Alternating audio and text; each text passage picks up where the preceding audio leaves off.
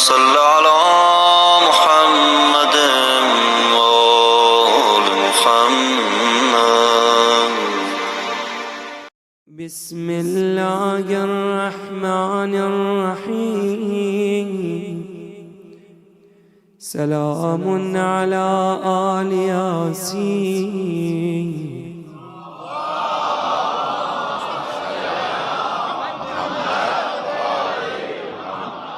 عبد پروردگار ہیں قاسم،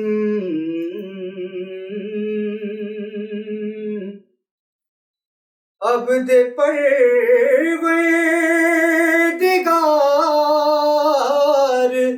ہیں قاسم، حسن کے کردگار ہیں قاسم، عبد پرور. بچپنے میں ملا ہے دوش غسل،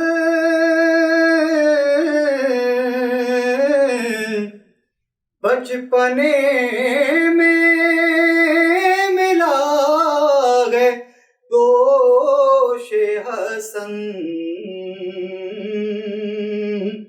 کیا حسین شہسوار گئے قاسم،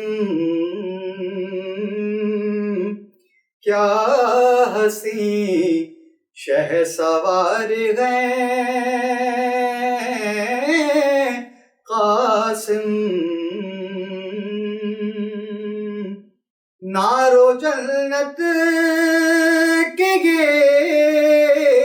بھی قاسم ہیں،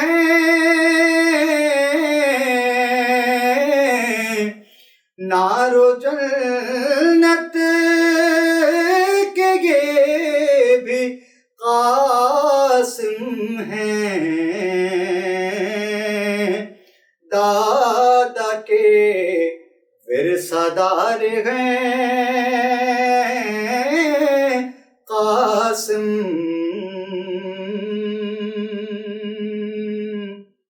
روز سیتی ہے ماں نیا جوڑا،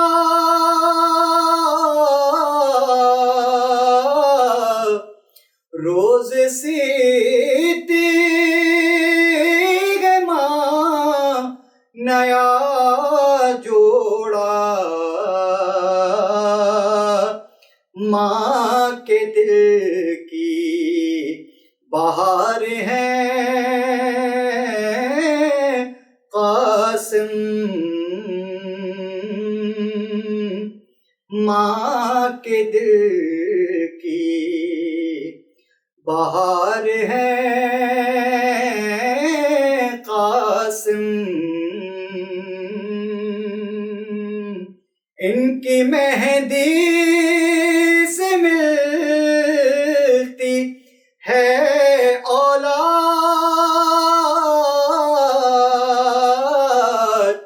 ان کی مہندی سے ملتی ہے اولاد. کیسے قسمت نگار ہیں قاسم، کیسے قسمت نگار ہیں قاسم. حسن کا شہر گئے علی اکبر، حسن کا شہر گئے علی اکبر،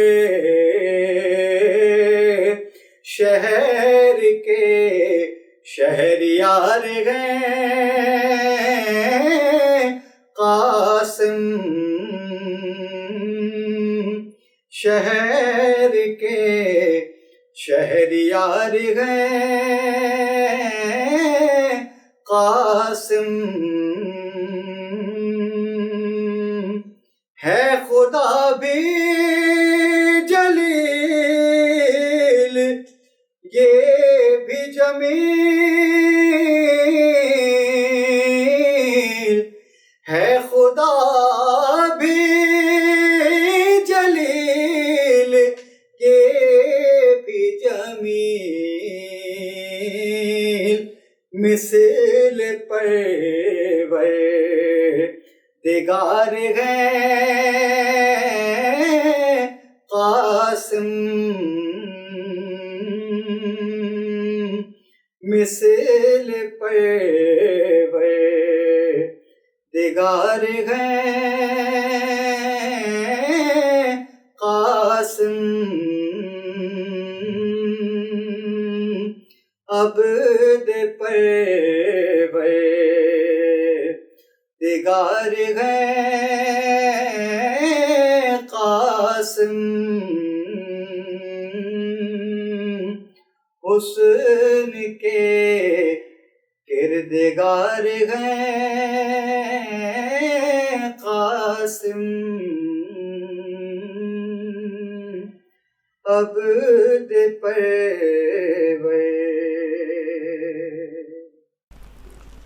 فاتحہ۔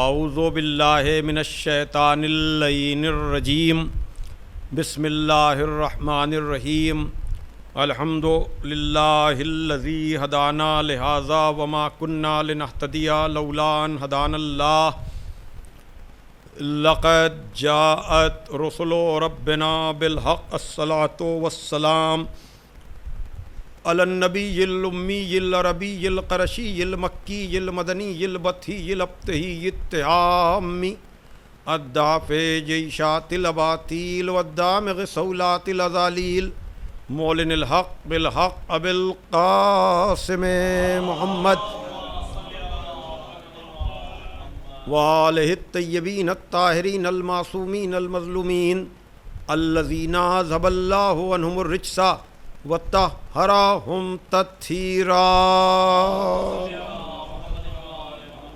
ولعنۃ اللہ علی اعدائہم اجمعین من الآن الی یوم الدین۔ اما بعد فقد قال علی علیہ السلام الا وإنا لكل ماموم اماما یقتدی بہ ویستضیء بنور علمہ الا وإن امامکم قد اکتفى من دنیاہ بتمرہ ومن طعمہ بقرصہ الا وإنکم لا تقدرون علی ذلک ولكن عینونی بورع واجتہاد وعفۃ والصداد۔ صلوات بھیجے محمد والے محمد پر۔ بزرگان محترم و دوستان عزیز، محمدی ٹرسٹ لندن کے زیر اہتمام منعقد ہونے والا سالانہ عشرہ مجالس، جو اس سال بھی احتیاطاً ٹاؤن ہال لندن میں نہ ہو کر آن لائن منعقد کیا جا رہا ہے اور ہدایت ٹی وی، یوٹیوب اور محمدی ٹرسٹ کے فیس بک پیج سے نشر کیا جا رہا ہے، یہ اس سلسلہ ذکر و بیان کی 8ویں تقریر ہے۔ گفتگو کا عنوان مقام امامت و صحابیت اور فلسفہ شہادت ہے، اور گفتگو کا ذریعہ خدائے فصاحت، مولائے بلاغت، غالب علی کل غالب، مطلوب کل طالب، حضرت علی ابن ابی طالب علیہ الصلاۃ والسلام کی زبان مبارک پر جاری ہونے والے الفاظ جو نہج البلاغہ کی زینت ہیں۔ جیسا کہ مسلسل عرض کیا جا رہا ہے کہ نہج البلاغہ کبھی کبھی پڑھی جانے والی کتاب نہیں ہے، بلکہ مستقل مطالعے میں رہنے والی کتاب ہے۔ اور میں نے جس موضوع کے ذیل میں گفتگو کی ہے اس موضوع پر مختلف زاویوں سے خدائے فصاحت، مولائے بلاغت، غالب علی کل غالب کے کلام کو نہج البلاغہ میں جا بجا آپ دیکھ سکتے ہیں۔ یہ الفاظ جو نہج البلاغہ کے دوسرے جز کے 45 نمبر کے خط کے الفاظ ہیں، جہاں ارشاد ہو رہا ہے کہ آگاہ ہو جاؤ کہ ہر ماموم کا ایک امام ہوتا ہے جس کی وہ پیروی کرتا ہے اور اس کے نور سے وہ کسب ضیاء کرتا ہے۔ جہاں تک تمہارے امام کی بات ہے، اس نے تمہاری اس دنیا سے غذا کے نام پر 2 روٹیاں لی ہیں اور لباس کے نام پر 2 چادریں لی ہیں۔ تم اس بات پہ قدرت نہیں رکھتے ہو کہ تم اس طرح کے بن سکو، لیکن تقوی اور پرہیزگاری کے ذریعے سے، عفت و پاک دامنی کے ذریعے سے، صحیح اور کوشش کے ذریعے سے اور سلامت روی کے ذریعے سے تم ہمارے ناصر اور معین و مددگار بن سکتے ہو۔ عزیزان محترم، قرآن مجید میں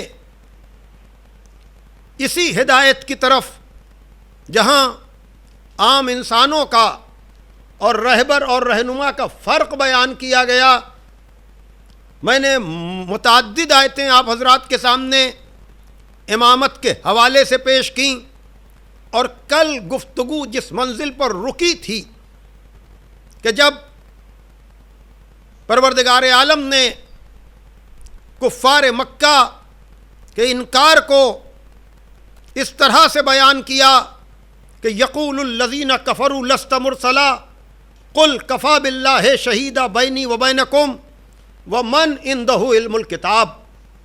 اے میرے حبیب، اگر یہ تمہیں رسول نہیں مانتے تو ان سے کہہ دو کہ ہماری رسالت کے لیے ایک اللہ کافی ہے اور ایک وہ جو پوری کتاب کا عالم ہے۔ گویا کہ بتا دیا گیا کہ ہمارا نبی گنہگار کلمہ پڑھنے والوں کی گواہی کا محتاج نہیں ہے، اس لیے کہ میں نے رسول بنا کر بھیجا ہے تو اس کا گواہ بھی ہمارا نمائندہ بنے گا۔ اور گواہی کون دے سکتا ہے؟ جو شاہد ہونا، خود موقع پر موجود ہونا۔ تو ہمیں گنہگار کلمہ پڑھنے والے، جیسا کہ عرض کیا گیا کہ امامت اسے ملے گی جس نے خود اپنی زندگی میں کوئی ظلم نہ کیا ہو، اور سب سے بڑا ظلم شرک ہے۔ تو جن لوگوں نے خود اپنی بہت بڑی زندگی کا بہت بڑا حصہ آغوش کفر و شرک میں گزارا ہو، ان کو عہدہ امامت کیسے مل جائے گا؟ توجہ فرمائیے گا۔ اور یہاں بھی وہی بات کہی جا رہی ہے کہ ہمیں تمہاری گواہی کی ضرورت بھی نہیں ہے، اگر یہ نہیں مانتے ہیں تو نہ مانیں۔ یہ کون ہے گواہ جس کا ذکر کیا جا رہا ہے؟ تو یہی گواہ ہے جس کے لیے پیغمبر اسلام نے کہا اولو ما خلق اللہ نوری وانا والی من نور واحد، اللہ نے سب سے پہلے میرے نور کو پیدا کیا اور ہم اور علی ایک ہی نور سے ہیں۔ توجہ فرمائیے گا۔ تو اس کا مطلب یہ ہے کہ جب پروردگار عالم نے اس نور کو خلق کیا اور اس کو 2 حصوں میں تقسیم کیا، ایک جمال رسالت بنا، ایک جلال امامت بنا، تو اس کے علاوہ رسول کی رسالت کا گواہ ہو کون سکتا تھا؟ توجہ فرمائیے گا۔ اس لیے کہ اسی کو تو حق پہنچتا ہے، اس لیے کہ واقعاً یہی ہے عینی شاہد، یہی ہے اصلی گواہ۔ اور اسی لیے جب ہم تاریخ میں دیکھتے ہیں کہ کوئی ایسا موقع آیا کہ جب نبی نے کہا کہ یا علی تم لفظ رسول کاٹ دو، توجہ فرمائیے گا، تو میرے مولا نے کہا میں یہ نہیں کر سکتا ہوں، اس لیے کہ مدعی تو فتنوں کو دبانے کے لیے خاموش ہو سکتا ہے، لیکن گواہ اپنا بیان بدل نہیں سکتا۔ حالانکہ وہیں پر آپ کو دوسری گواہی بھی ملے گی کہ صلح حدیبیہ کے موقع پر کہنے والے نے کہا کہ آج جتنا شک مجھے آپ کی نبوت میں ہوا اتنا کبھی نہیں ہوا۔ لیکن آپ کو بھی پتا ہے کہ علی نے انکار کیا، لیکن علی والوں کو علی کے انکار پر فخر ہے کہ علی نے لفظ رسول کاٹا نہیں، اور ادھر روایت ملے گی کہ ساری زندگی اس شک کے اوپر توبہ و استغفار ہوتا رہا۔ تو پتہ چل گیا کہ خدا و رسول کے لیے یقین رکھنے والا کون ہے، اور جو رسالت میں شک کرے پتہ چل گیا کہ وہ توحید کے لیے اس کا یقین کس منزل پر ہوگا۔ صلوات بھیجے محمد وآل محمد پر۔ میں یہاں پر زیادہ آپ کو روکوں گا نہیں، اس لیے کہ اب بڑی تیزی کے ساتھ وقت گزرتا چلا جا رہا ہے۔ اسی بات کو قرآن مجید کے سورہ یونس کی 35ویں آیت میں بیان کیا گیا کہ افمن یہدی الی الحق احق ان یتبع امن لا یہدی الا ان یہدی فما لکم کیف تحکمون۔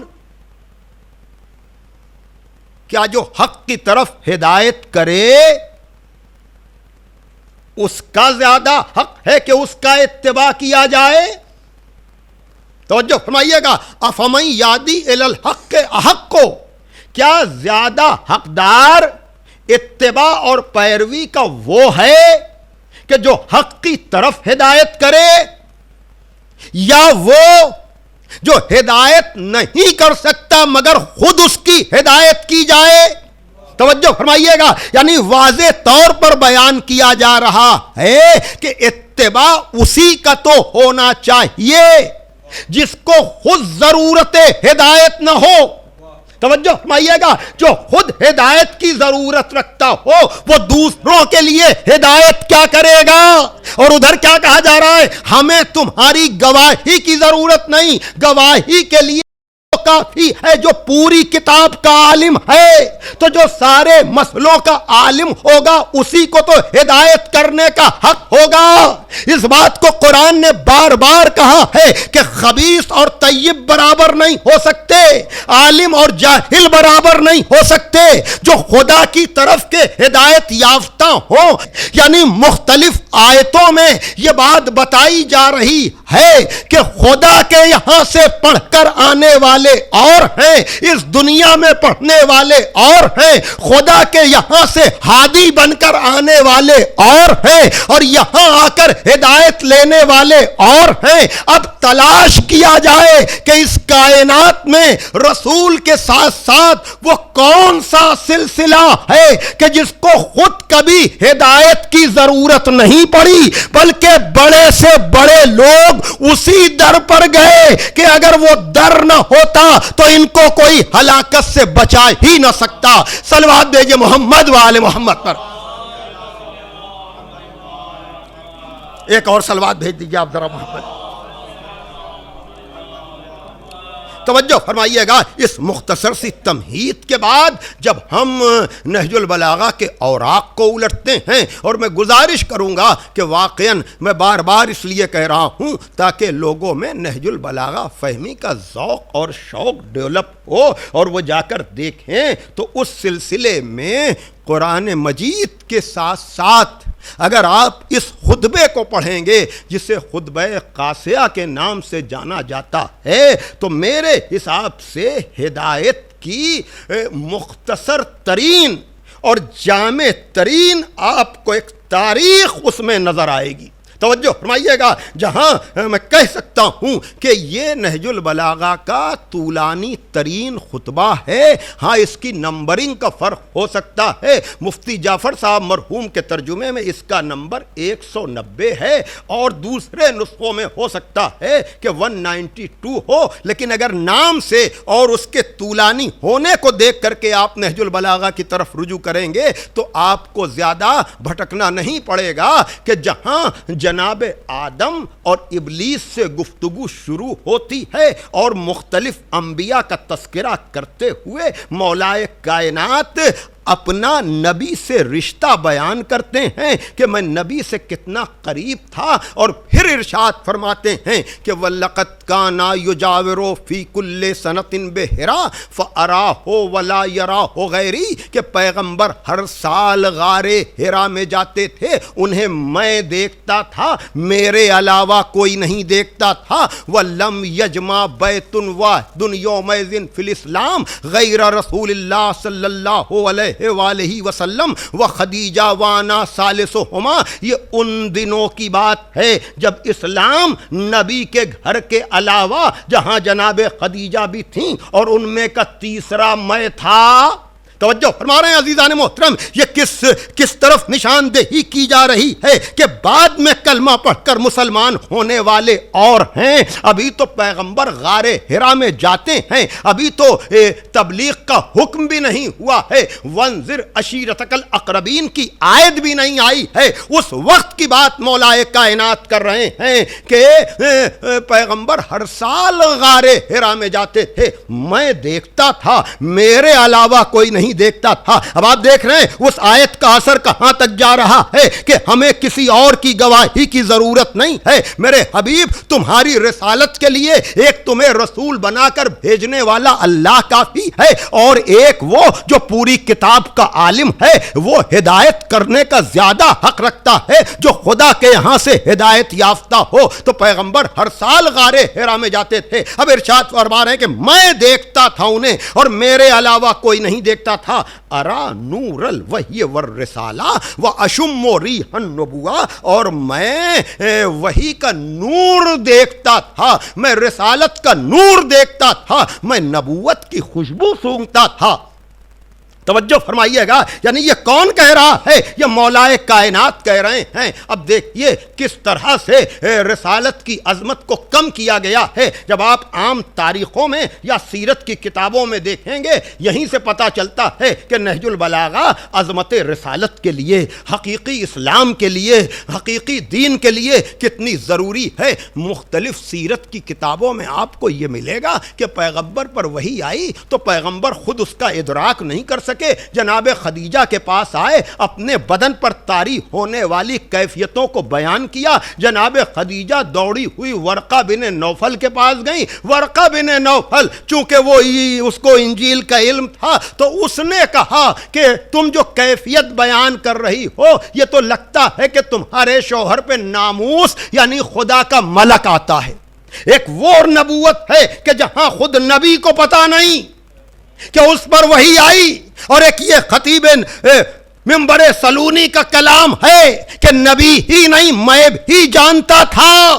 توجہ فرمائیے گا کہ یہ ان دنوں کی بات ہے جب اسلام اور کہیں نہیں تھا، میں وحی کے نور کو بھی دیکھتا تھا، میں رسالت کے نور کو بھی دیکھتا تھا، اور میں نبوت کی خوشبو سونگھا کرتا تھا۔ عزیزان محترم، جب بھی اس منزل پر میں آتا ہوں بے ساختہ مجھے نبوت کے صفات کی طرف میرا ذہن چلا جاتا ہے، اور یہ فضائل حیدر کرار سننے والا مجمع، اپنے ہر خوشی کے موقع پر حدیث قصہ کا اہتمام کرنے والا مجمع، کیا نبوت کی خوشبو کا ترجمہ سن کر کے اس کے ذہن کا تبادر فوراً حدیث قصہ کی طرف نہیں ہوتا ہے کہ جب پیغمبر جناب سیدہ کے گھر میں گئے ہیں، چادر مانگی ہے، چادر اوڑھ کر لیٹے ہیں، حسنین میں سے دونوں نے آ کر کہا میں اپنے نانا کی خوشبو سونگ رہا ہوں، مولا علی نے کہا میں اپنے بھائی کی خوشبو سونگ رہا ہوں، اور یہاں وحی کے نزول کے وقت کہہ رہے ہیں کہ میں وحی کے نور کو دیکھتا تھا، میں نبوت کی خوشبو کو سونگتا تھا۔ تو میں ہمیشہ اس منزل پر کہتا ہوں عزیزان محترم کہ اب یہ بدن رسالت سے نکلنے والی خوشبو عام تھی یا خاص؟ توجہ فرمائیے گا، جو بدن سے خوشبو نکل رہی ہے نبی کے، اور مولائے کائنات کہہ رہے ہیں میں نبوت کی خوشبو سونگتا تھا، تو یہ بدن رسالت سے نکلنے والی خوشبو عام تھی یا خاص؟ توجہ فرمائیے گا، اور میں یہاں پر کہتا ہوں یہی تو آل محمد کے فضائل کا کمال ہے، یہی تو ائمہ اہل بیت کی عظمت کا کمال ہے کہ اگر عام راستے سے آؤ گے تب بھی ان کی عظمت ماننا پڑے گی، اور اگر خاص اس سے آؤ گے تو یہ مخصوص تو ہی ہیں. جیسا کہ میں بار بار کہتا ہوں کہ اتباع کے ذریعے سے بھی اگر نبی سے کوئی قریب ہو سکتا ہے تو اس میں بھی آل محمد سے آگے کوئی نہیں. توجہ فرمائیے گا. اور اگر رشتہ داری کے اعتبار سے قریب ہو سکتا ہے تو ان سے زیادہ کوئی قریب نہیں. وہی چیز یہاں بھی ہے. بدن رسالت سے نکلنے والی خوشبو عام ہوگی یا خاص؟ اگر خاص تھی اس کا مطلب یہ ہے کہ صرف خاص لوگ اس خوشبو کو سونگھ سکتے تھے, عام لوگ اس خوشبو کو محسوس نہیں کر سکتے تھے. تو ان مخصوص لوگوں میں یہی 4 تن. اور اگر عام تھی تو پھر سب سونگھ سکتے تھے. تو تسلیم کرنا پڑے گا کہ جیسی خوشبو نبوت کے بدن سے نکلتی تھی ویسی ہی خوشبو امامت کے بدن سے نکلتی تھی. جیسی خوشبو نبی کے بدن سے نکلتی تھی ویسی ہی خوشبو علی کے بدن سے نکلتی تھی. آپ کہیں گے اس کا کیا مطلب؟ اگر ایسی بات نہ ہوتی تو خوشبو کو روکا نہیں جا سکتا, خوشبو کو حد میں محدود نہیں کیا جا سکتا. پھر تسلیم کرنا پڑے گا کہ ہجرت کی شب جب علی بستر رسول پر سوئے ہیں اور کفار سمجھ رہے تھے کہ یہ نبی سو رہے ہیں, تو تسلیم کرنا پڑے گا کہ جیسی خوشبو نبوت کے بدن سے نکلتی ہے ویسی ہی خوشبو علی کے بدن سے نکلتی ہے. صلوات بھیجئے محمد و آل محمد پر. توجہ فرمائیے گا دونوں صورتوں میں. لیکن یہاں پر میں آپ کو عجیب طرح سے کہا کہ جب نزل الوحی ہی نا نزل الوحی, جب وحی نازل ہوئی نا صلی اللہ علیہ وآلہ وسلم پر, فقلت تو میں نے کہا یا رسول اللہ ما ہذہ الرنہ, یہ کس کی چیخ ہے؟ فقال ھذا الشیطان قد آیس من عبادتہ, یہ شیطان ہے جو اپنی عبادت سے مایوس ہو گیا. انکا تسمع ما اسمع انکا ترى ما ارى الا انکا لست بنبی ولکنکا وزیر وانکا علی الخیر. میں نے کہا یا رسول اللہ یہ چیخ کیسی ہے؟ تو پیغمبر نے کہا یہ شیطان کی چیخ ہے جو آج اپنی عبادت سے مایوس ہو گیا. پھر اس کے بعد کہا یا علی جو میں سنتا ہوں وہ تم سنتے ہو. دیکھ رہے ہیں سلسلہ کیا ہے کہ کون گواہ ہو سکتا ہے یا امامت کا منصب کتنا اعلیٰ ہے کہ نبی پہلی وحی کے نزول کے وقت یہ کہہ رہے ہیں کہ یا علی جو میں سنتا ہوں وہ تم سنتے ہو, جو میں دیکھتا ہوں وہ تم دیکھتے ہو, بس فرق یہ ہے کہ تم نبی نہیں ہو لیکن میرے وزیر ہو. گویا کہ نبی نے بتا دیا کہ نزول وحی کے وقت یہ گواہی کس کی؟ جو اول نور ہے. اور نہج البلاغہ کا یہ خطبہ قاصیہ یقیناً اس بات کی دلیل ہے کہ عہدے اور منصب کا تو فرق ہو سکتا ہے لیکن نبی سند دے رہے ہیں کہ جو میں سنتا ہوں وہی تم سنتے ہو.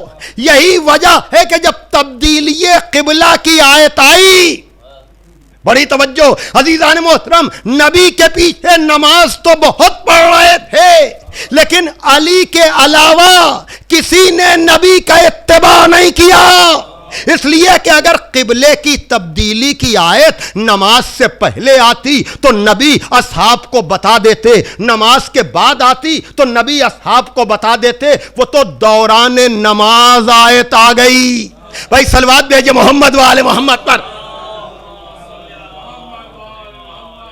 بڑی توجہ عزیزان محترم. نہیں, آپ کو ذرا سا آج میں فضائل کے مختلف گوشوں کی طرف لے جاؤں گا آپ کے سماعتوں پر بھروسہ کر کے. کیوں؟ اس لیے کہ جب ہم آیہ ولایت کو پڑھتے ہیں کہ اللہ ولی, رسول ولی اور وہ ولی جو حالت رکوع میں زکوٰۃ دے, توجہ کیجئے گا، تو اس موقع پر کچھ لوگ جو فضائل کی گہرائیوں کو سمجھ نہیں پاتے ہیں، ہم جیسے ادنا خطیبوں کو یہ مشورہ دیتے ہیں کہ فضائل پڑھیے، لیکن ایسے فضائل نہ پڑھیے کہ جس سے یہ سوال پیدا ہو جائے کہ علی کا عبادت میں خضوع اور خشوع کیسا رہتا تھا۔ اس لیے کہ اگر آپ یہ کہیں گے کہ علی نے حالت رکوع میں اشارہ کیا اور سائل کی طرف متوجہ ہوئے، توجہ فرمائیے گا، تو علی کی خضوع اور خشوع میں فرق آ جائے گا۔ لیکن میں کہوں گا آپ علی کو اپنے اوپر قیاسی کیوں کر رہے ہیں؟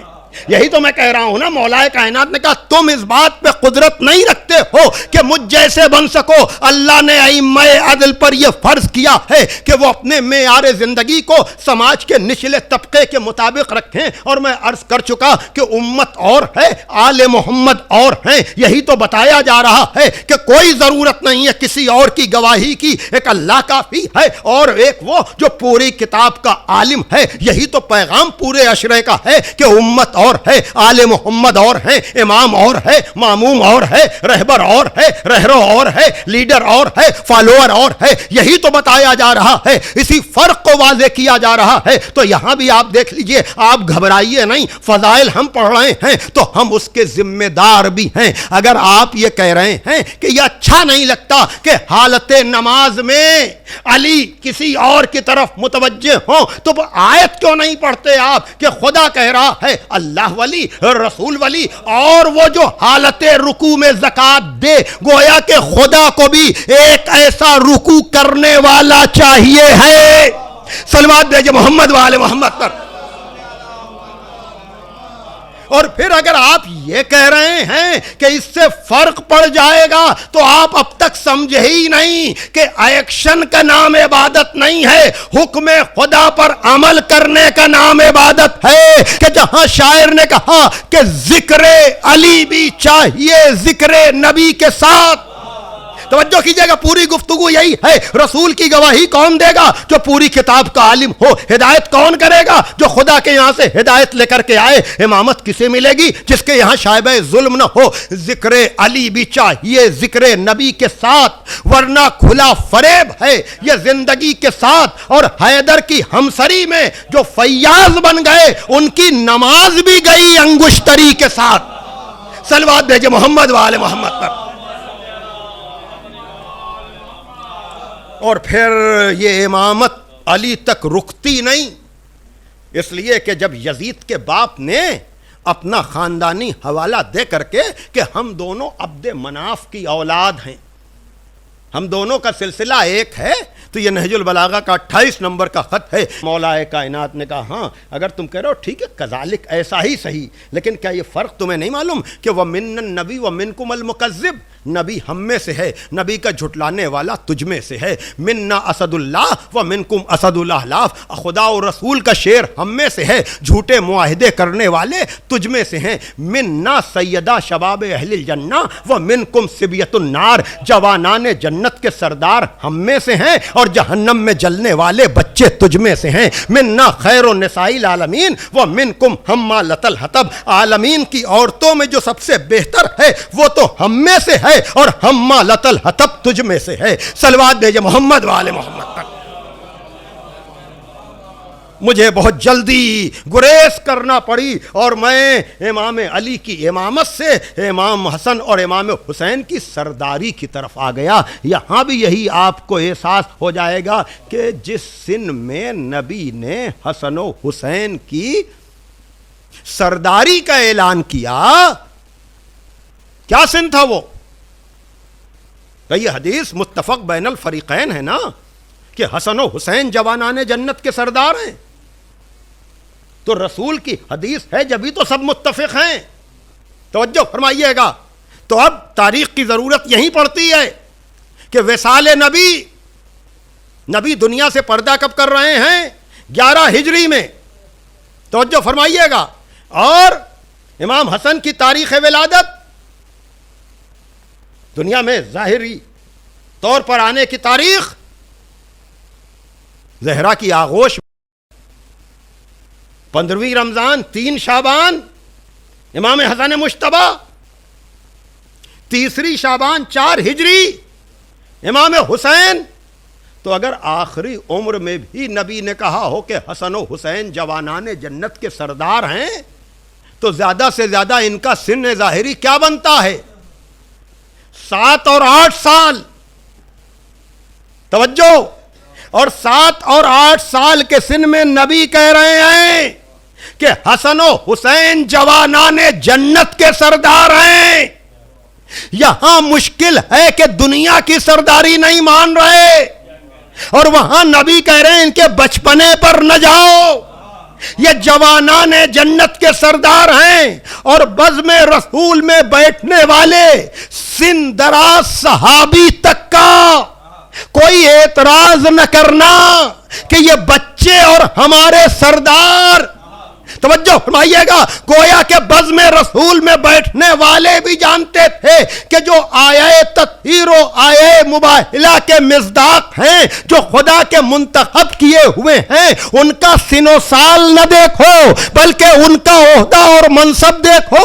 یہ 7 اور 8 سال کے سن میں جب جنت کے سردار ہیں تو دنیا میں بھی ان کی سرداری کے علاوہ کسی اور کی سرداری کو مانو گے تو نہ امام برحق مل پائے گا نہ جنت کی ضمانت مل پائے گی. صلوات بھیجئے محمد وآل محمد پر.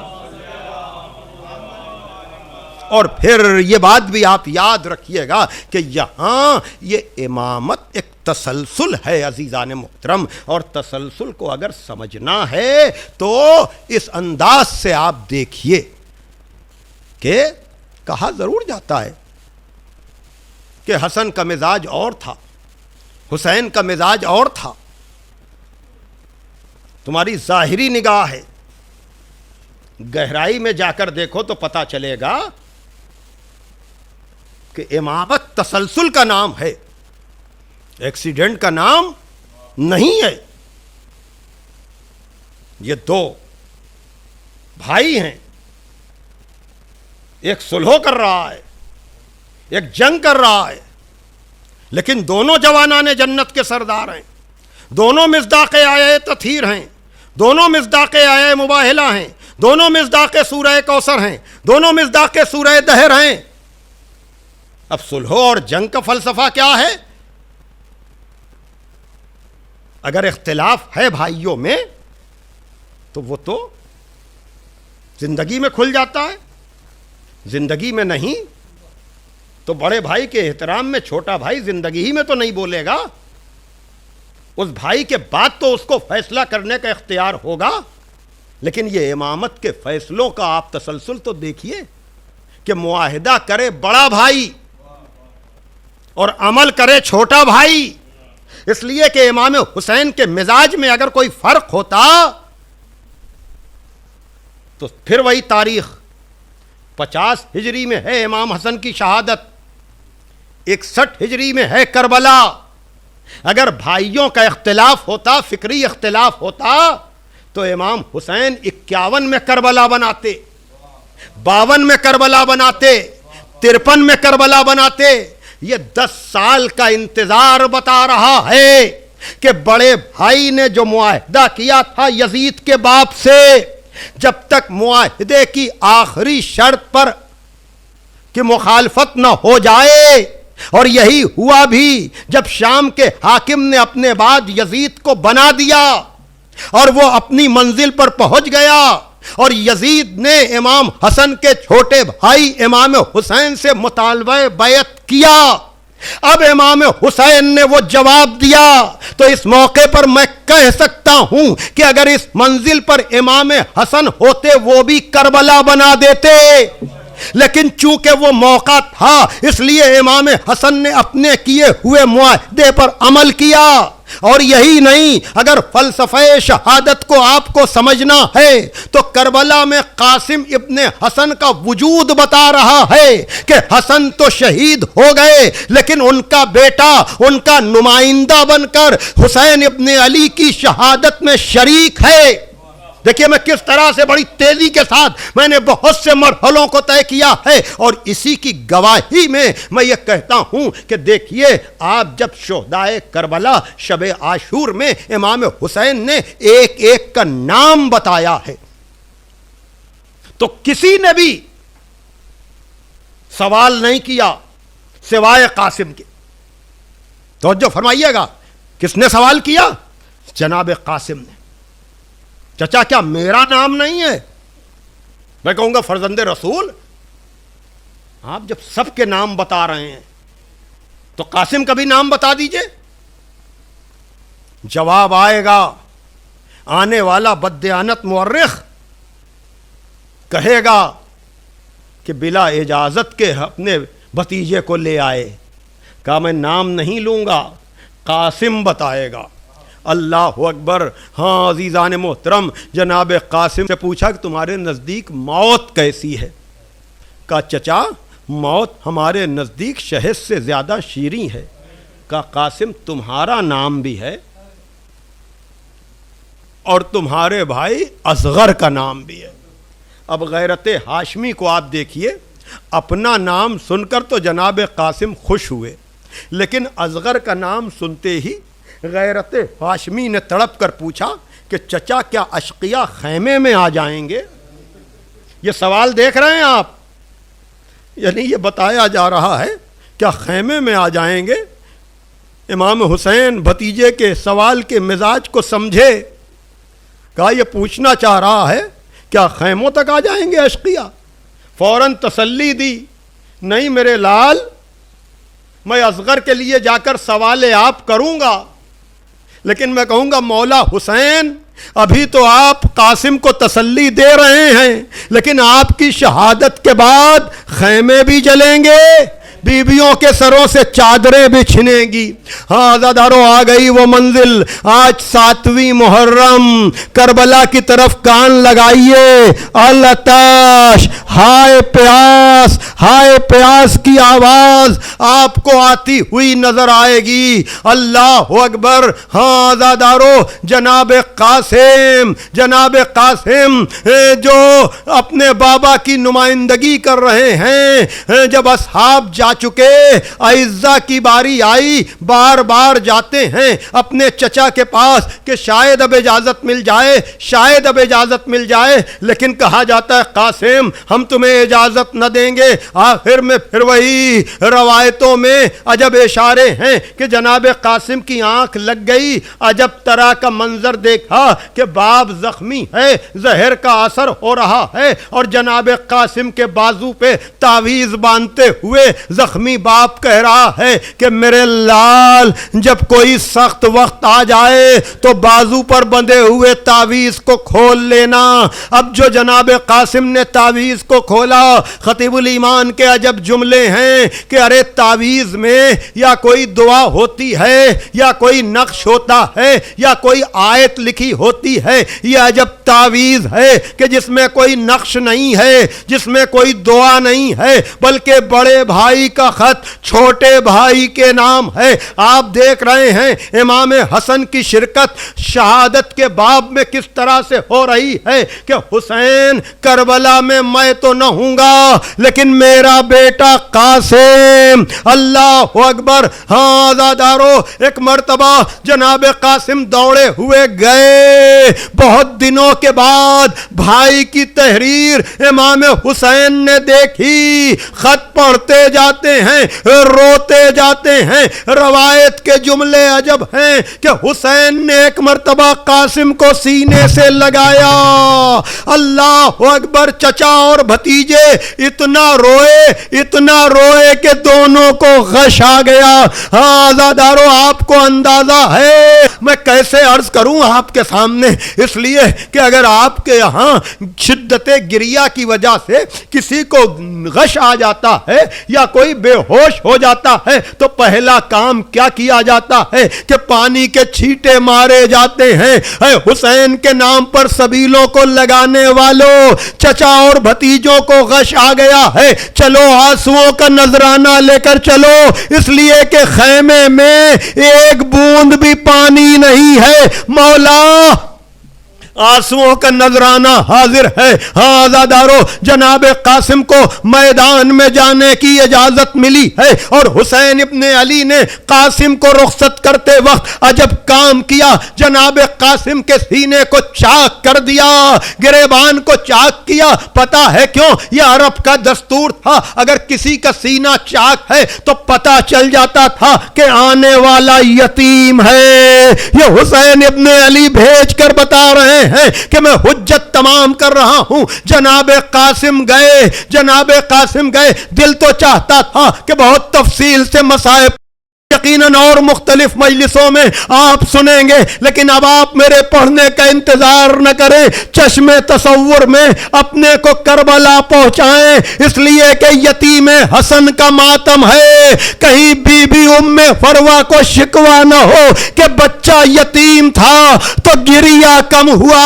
ہاں عزادارو، جناب قاسم آئے ہیں، نامی گرامی پہلوان آیا ہے، مولا حسین نے دعا کرائی ہے، جناب قاسم کامیاب ہوئے ہیں. لیکن ایک مرتبہ فوج یزید نے ایک دم سے قاسم پر حملہ کیا ہے اور ایک مرتبہ جناب قاسم تیروں اور تلواروں کی زد پہ آئے ہیں. گھوڑے سے زمین پر آتے آتے ایک مرتبہ کا چچا بھتیجے کا معاملہ تھا. حسین ابن علی بڑی تیزی کے ساتھ شیر غضبناک کی طرح سے دوڑتے ہوئے گئے. جب لشکر یزید نے یہ دیکھا تو اس نے راہ فرار اختیار کی. جناب قاسم گھوڑے سے زمین پر آ چکے تھے. جب گھوڑے بھی پلٹنے لگے، جناب قاسم کا بدن گھوڑوں کی ٹاپوں میں آ گیا. ہاں عزادارو، جناب قاسم پکار رہے ہیں، چچا. کربلا میں لاشیں تو اور بھی پامال ہوئے، لیکن اور لاشیں شہادت کے بعد یہ یتیم حسن کا لاشا ہے جو زندگی میں پامال ہو گیا. اب جو حسین پہنچے، عجب طرح کا مرثیہ پڑا کہ قاسم تیرے چچا پہ بڑا شاق ہے کہ تو پکارتا رہا اور تیرے چچا کے پہنچنے میں تاخیر ہو گئی. ایک مرتبہ ابا بچھائی، قاسم کی لاش کے بکھرے ہوئے ٹکڑے اکٹھا کیے، درے خیمہ پر آئے، کہا بھابی حسین شرمندہ ہے، میرا بھتیجا پکارتا رہا، اب خیمے میں گاش آ گیا، ٹکڑے ٹکڑے لاشا. واہ قاسمہ، واہ حسنہ، واہ مظلومہ، الا لعنت اللہ علی القوم الظالمین. نیگ مہندی کا لے لو سکینہ، لب بیوہ حسن کی لائی، لب بیوہ حسن کی لائی.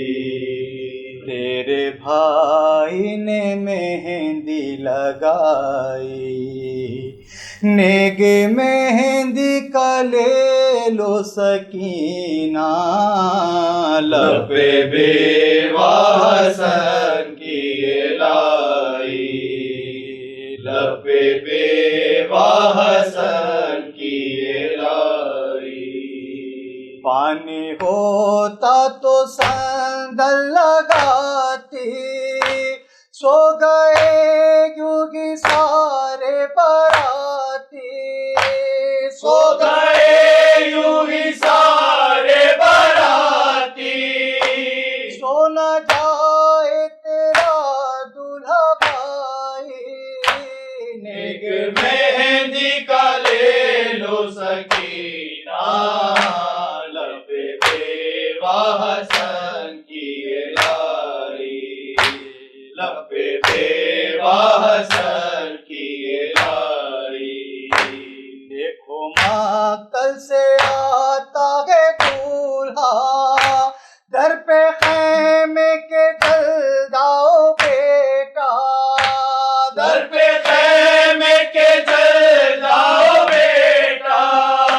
پھر نہ کہنا دیا کچھ نہ تائی، نیگ مہندی کا لے لو سکینہ، لب بیوہ حسن کی لائی، لب بیوہ حسن کی لائی.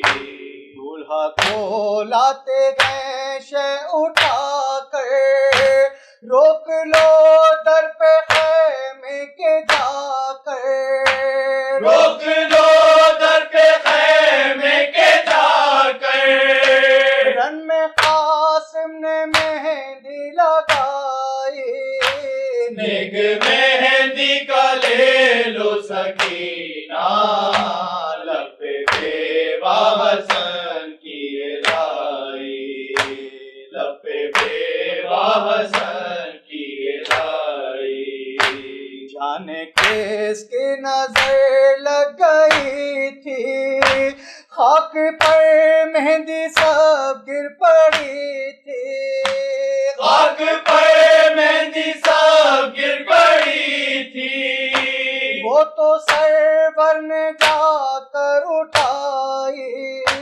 نیک مہندی کا لے لو سکینہ، لب پہ بیوہ حسن کی لائی، لب پہ بیوہ حسن کی لائی، دیکھو مقتل سے آتا ہے دولہا، در پہ خیمے کے چل داؤ بیٹا، در پہ خیمے کے چل داؤ بیٹا، پھر نہ کہنا دیا کچھ نہ تائی، نیک مہندی کا لے لو سکینہ، لب پہ بیوہ حسن کی لائی، لب پہ بیوہ حسن کی لائی، جانے کس کی نظر لگ گئی تھی، خاک پر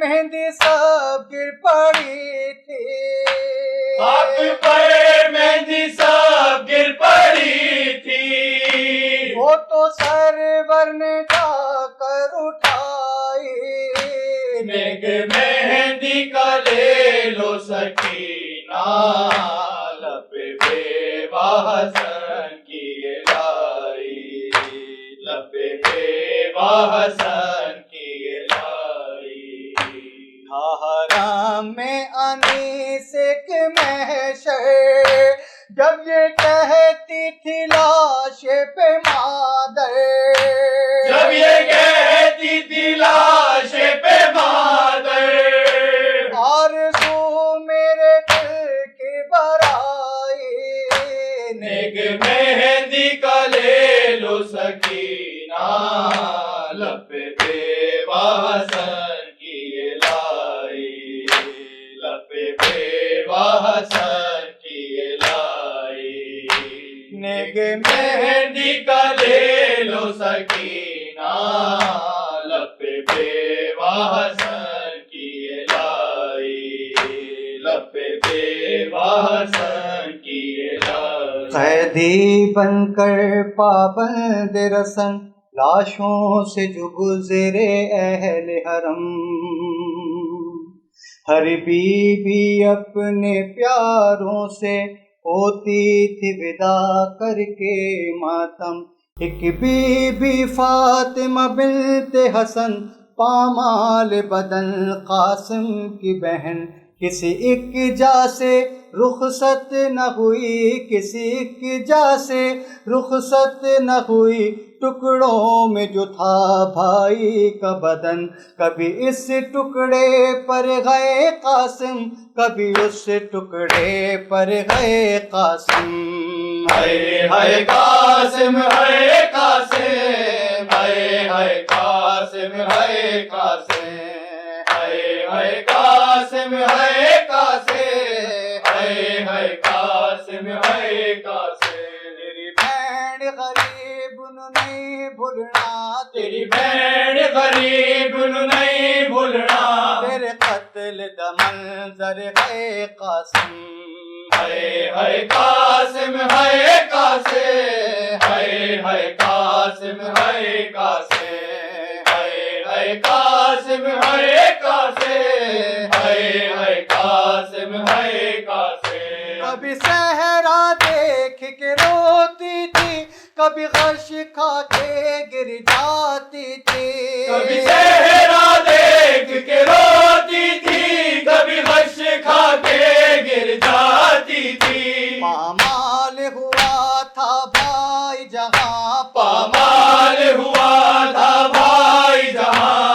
خون پہ گر کر گئے قاسم، ہائے ہائے قاسم ہائے قاسم، ہائے ہائے قاسم ہائے قاسم، ہائے ہائے قاسم ہائے قاسم، ہائے ہائے قاسم ہائے قاسم، بچ رسیاں دے پابند ہوئی نہیں بھیڑ غریب دوس کوئی، بچ رسیاں دے پابند ہوئی نہیں بھیڑ غریب دوس کوئی، اندے ہاتھ آزاد تے مر جاندی، اندے ہاتھ آزاد تے مر جانی، جڑا ماتم کر کر گئے قاسم، ہائے ہائے قاسم ہائے قاسم، ہائے ہائے قاسم ہائے قاسم، ہائے ہائے قاسم ہائے قاسم، ہائے ہائے قاسم ہائے قاسم، فروان کہا بیٹا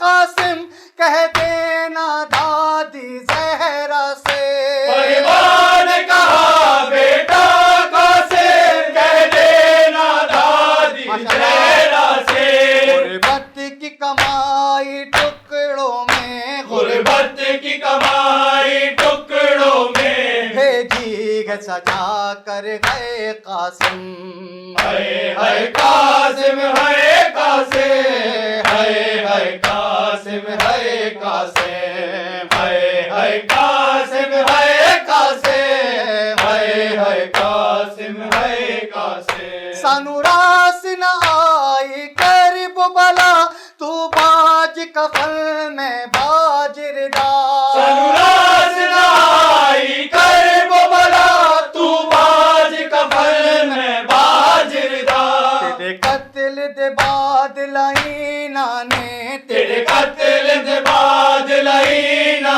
نے، میڈی لٹ لئی چادر گئے قاسم، ہائے ہائے قاسم ہائے قاسم، ہائے ہائے قاسم ہائے قاسم، ہائے ہائے قاسم ہائے قاسم، ہائے ہائے قاسم ہائے قاسم، اٹھ قاسم دیکھ تیری دلہن تیری لاش پہ رونے آئی ہے، اٹھ قاسم دیکھ تیری دلہن تیری لاش پہ رونے آئی ہے، اے کاش یہ شادی راس آتی اے ہے، کاش یہ شادی راس آتی، بس جاتا تیرا گھر گئے قاسم، ہائے ہائے قاسم ہائے قاسم، ہائے ہائے قاسم ہائے قاسم، ہائے ہائے قاسم ہائے قاسم، ہائے ہائے قاسم ہائے قاسم، ہویا ٹکڑے ٹکڑے نال زہر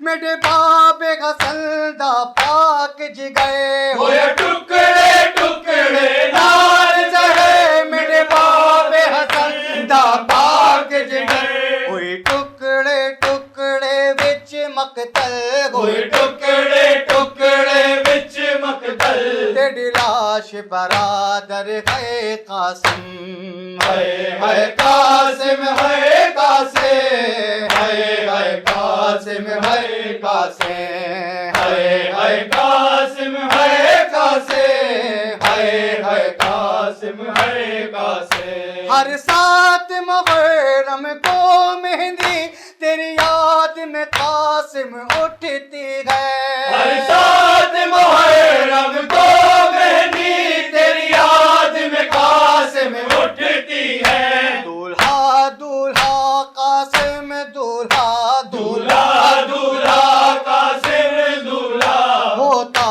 ہے لبوں پر گئے قاسم، ہائے ہائے قاسم ہائے قاسم، ہائے ہائے قاسم ہائے قاسم، ہائے ہائے قاسم ہائے قاسم، ہائے ہائے قاسم ہائے قاسم، نہیں رک سکتی لاچاری ہے سگ پھپھیاں نال تیاری ہے، نہیں رک سکتی لاچاری ہے، سگ پھپھیاں نال تیاری ہے، اٹھ آخری واری گل لا کے، اٹھ آخری واری گل لا کے، اجڑی نو ودا کر گئے قاسم ہے قاسم ہے قاسم ہے قاسم ہے قاسم ہے قاسم ہے قاسم ہے قاسم ہے قاسم